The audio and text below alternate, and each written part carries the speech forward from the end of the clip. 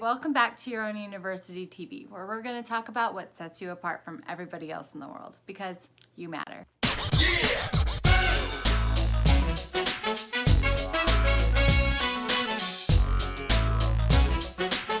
On today's episode, we are going to talk about love. We're going to talk about how you define love and how you experience love. And it might be a good thing, and it might not be a good thing. It all depends on this.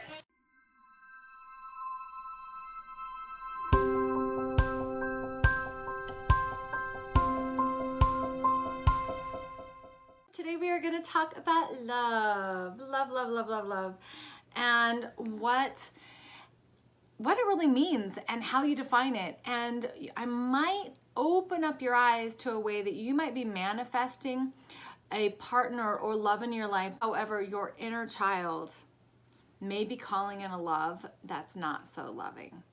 This happens a lot with my clients because I work with a lot of people that have gone through childhood trauma.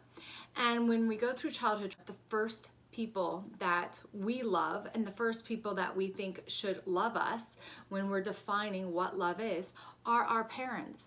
And if your parents were anything but truly loving, meaning supportive and kind and patient and gentle and nurturing and like build you up, if they did anything that would put you in a box or make you feel like you were less than or undeserving or wrong for being you, then this was a problem. This is a problem because that's not love, but we don't really know that. So this is how the cycle of abuse continues in our lives. That's one thing that I absolutely love teaching about in my program, the Amazing You program, and in the holistic coaching unit at Your Own University as well, is I love teaching about how we love ourselves and really broadening the scope of our belief system and the ways that we recognize love. So if you were raised in a family that was really safe and secure, and you grew up with people around you that built you up, that loved you, then you probably, even if shit happened in your life, you probably experience love. You call relationships into your life that reflect back to you what you experienced with your mother and father. So if you grew up in a family that was full of love and security and safety, then you have an understanding of love, and you most likely call in relationships that reflect that love. However, many of my clients didn't do that. So if you are like 1 in 2 of us, maybe even more, then you have a skewed view of love. Maybe you have the view of love that love abandons you if you had a parent either die or go away and leave. Maybe you have a skewed vision of love is critical and love is always trying to fix you and better you. You can never be enough for love. Maybe you have a skewed view of love is somebody that loves you abuses you or beats you or hurts you or condemns you in some way or another. Now, we don't think about this is love. We know as adults, oh no, that's not love. Like, that's not kind at all. However, the inner child, your unconscious brain, and if you don't know the layers of your brain and how the brain works, I have a wonderful, wonderful video. It's my PTSD video at lishaantica.com. You can go download it for free now. It's a little course that you can take. And I explain the multi-layers of your brain and how it works. But long story short, your unconscious brain from the time of 0 to 7 decided what love was, what the experience of love was and what it looks like. And that's the part of your brain that triggers your subconscious brain and to send out those wavelengths to call in your experiences of love. So we wonder, like, how does a woman or how does a man stay in a relationship where they're getting beat? Like, just friggin' leave the relationship.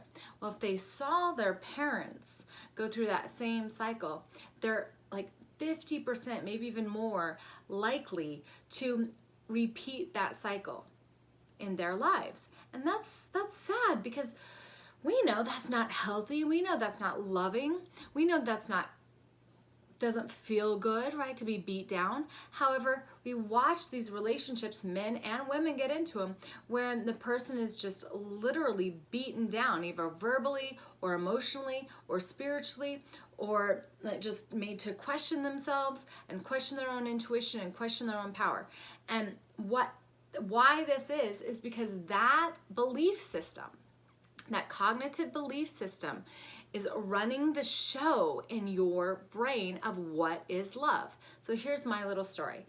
So when I realized in about 2011, 2012, when I really understood that this piece of criticism, fixing, not being happy with, not being enough for the people in my life that I was calling in, this pattern was really beating me up. It was killing me. I didn't know what to do about it. I felt wrong no matter how much I changed and fixed things. It wasn't there. I was healthy by this time. And I just felt this pain in my belly of what is it? And I called out, what is love? I don't understand this thing called love. And I began to experience love in a way that was critical. And I began to see how my little girl understood that love showed up as, you need to change, you need to fix this, and this isn't good enough. And my little girl experienced love as, I'll love you and then I'll leave you.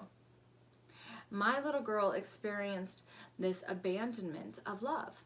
Once I realized this, then I can use tools like tapping an EFT, blackout journaling, awareness tools, and just recognizing the pattern. So if somebody comes in and they start repeating that pattern in my life, I can quickly say, thank you very much for showing me my pattern, and goodbye. Right? And move on. So many of my clients have an epiphany when we walk through this process of what is love. How did you learn about love? How did you learn about relationships and love? How did you learn about you receiving love, attention and love as a kid? And when you realize this, then you can change those beliefs if they don't align with how you want to see love, how you want to experience love. So now I experience love as I have a lot of support around me. I have a lot of people building me up. I have a lot of people saying, you're doing awesome. Even when I feel like I'm not at all, I have people rallying around me to support me. And no matter what I'm doing, like I had people supporting me and loving me through absolute just heartbreak and pain, and allowing me, holding that space for me to have that experience, and just saying, well, I love you anyway. I love you even though. And that is this unconditional love, unabandoning love. That is something that is totally shifted in my life. And if I can shift it in my life, you can shift it in your life.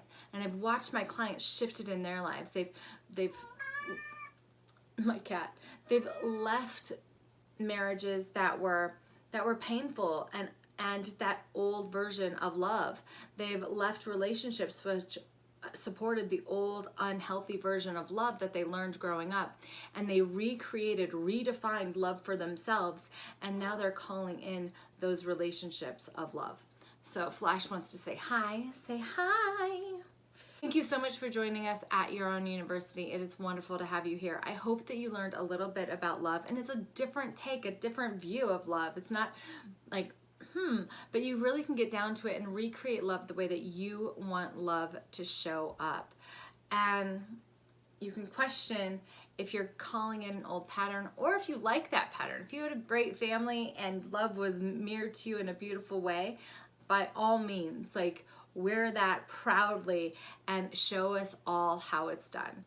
I love you. Thank you so much for being here. Please feel free to share this video. Go to Your Own University and get our 365 days of Love You habits so you can love on you and start loving you the way that you wanted to be loved as a child and that you deserve to be loved now.